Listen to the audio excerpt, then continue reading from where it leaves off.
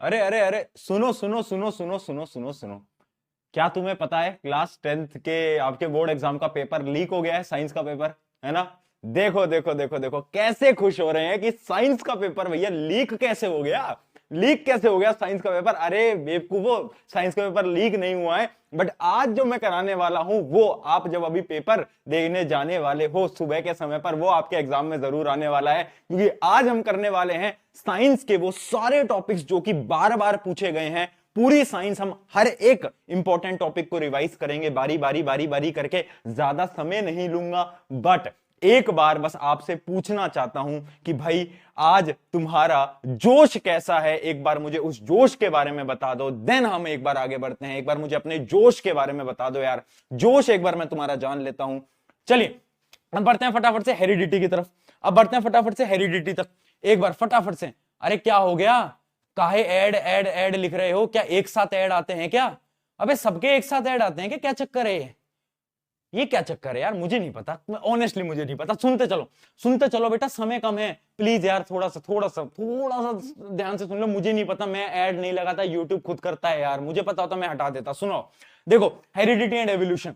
Heredity and evolution के अंदर important मैंने आपको बोला था तीनों स्टेटमेंट रट के जानी है। Law of dominance, law of segregation, law of independent assortment. क्या आपने रट ली है तीनों टर्म्स? रट जाओ भाई, रट जाओ। अगर नहीं रटी है तो अभी रट लेना, इस लाइफ के बाद उन तीनों टर्म्स को प्लीज रट जाना। कहीं से अगर उनमें से डायरेक्टली डेफिनेशन आ जाएगी, define the law by the Mendel. Mendel ने कौन से लॉ दिए थे आपको? तीनों रटे होने चाहिए, ठीक है? बहुत बढ़िया। उसके अलावा याद रखना सवाल यहां पर कहां से आएगा? सवाल आएगा, एक मैं आपको जनरेशन बता रहा हूं जो कि अपना मोनो हाइब्रिड क्रॉस से।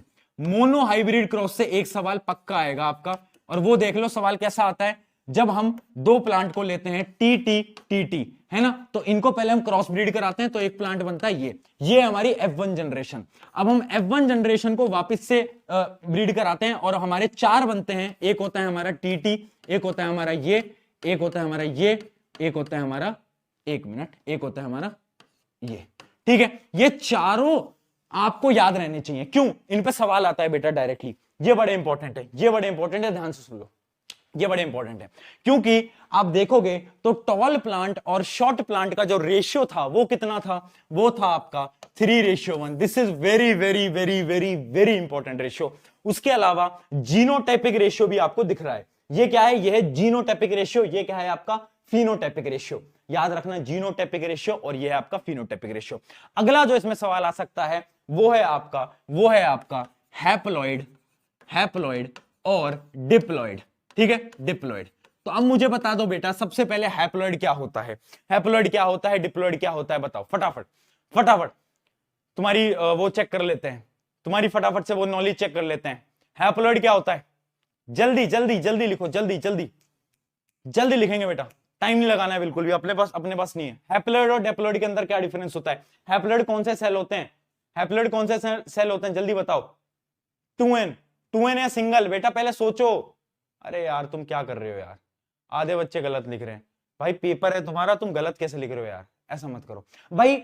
हैप्लॉइड वो होते हैं जो बेचारे अकेले होते हैं, जिसके अंदर सिंगल क्रोमोसोम होते हैं। याद रखना सवाल पूछेगा हैप्लॉइड जो आपके जो जितने भी मेल गैमेट्स होते हैं, फीमेल गैमेट्स होते हैं, वो किसके अंदर आते हैं? हैप्लॉइड के अंदर, जो कि आपके बेचारे अकेले होते हैं। डिप्लॉइड के अंदर क्या होता है? डबल होते हैं। क्रोमोसोम हमेशा पेयर के अंदर हो रहे होते हैं, दो एक साथ।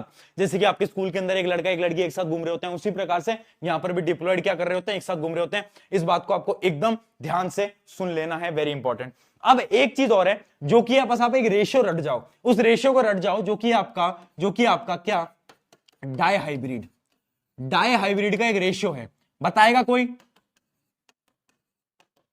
ये रेशियो रट जाओ बेटा, वेरी इंपॉर्टेंट, वेरी इंपॉर्टेंट। राइन रेशियो 3:3:1, ये होता है आपका डाई हाइब्रिड का। जब भी आपको दो कैरेक्टरिस्टिक सवाल में आ जाए डाई हाइब्रिड का, अब रेशियो बताओ, तो रेशियो याद रखना 9:3:3:1, वेरी इंपॉर्टेंट, ठीक है? वैसे डाई हाइब्रिड में से मुझे नहीं लगता सवाल आएगा, मोनो हाइब्रिड में से ही आएगा। वो जो मैंने अभी आपको टॉल वाला दिखाया, सवाल वहीं से बनता है। बट अगर बना तो इसी पे ही बनता है, तो प्लीज इस रेशियो को प्लीज याद कर लेना, वेरी इंपॉर्टेंट। आगे बढ़ते हैं सेक्स डिटर्मिनेशन के ऊपर, फटाफट से बढ़ते हैं सेक्स डिटर्मिनेशन के ऊपर।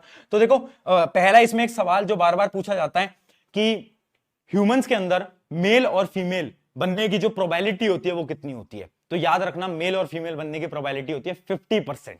दूसरा इस पर सवाल पूछा जाएगा कि जो मेल या फीमेल बनेगा, जो जेंडर होगा, वो किस पे डिपेंड कर रहा है, क्या उसके फादर पे डिपेंड कर रहा है या उसकी मदर पे डिपेंड कर रहा है। तो याद रखना जो नया बेबी बनता है वो हमेशा फादर पे डिपेंड करता है। क्यों? यहां पर उसका एग्जांपल है, बोलेंगे जस्टिफाई और स्टेटमेंट, तो आप जस्टिफाई कैसे करोगे? क्योंकि देखो फादर के पास क्या होता है, एक्स वाई क्रोमोसोम होते हैं और मदर के पास होते हैं सेम क्रोमोसोम एक्स और एक्स, एक्स और एक्स, ठीक है। तो एक्स वाई में से क्या होता है, एक एक्स और एक वाई आता है और यहां से तो एक्स ही आता है, ठीक है। तो अगर यहां का एक्स और यहां का एक्स मिल गया तो क्या बना देगा, तो वो बना देगा क्या, फीमेल, एक्स एक्स फीमेल बनाएगा। और अगर यहां से वाई आ गया तो क्या बना देगा, तो वो बना देगा हमारा मेल।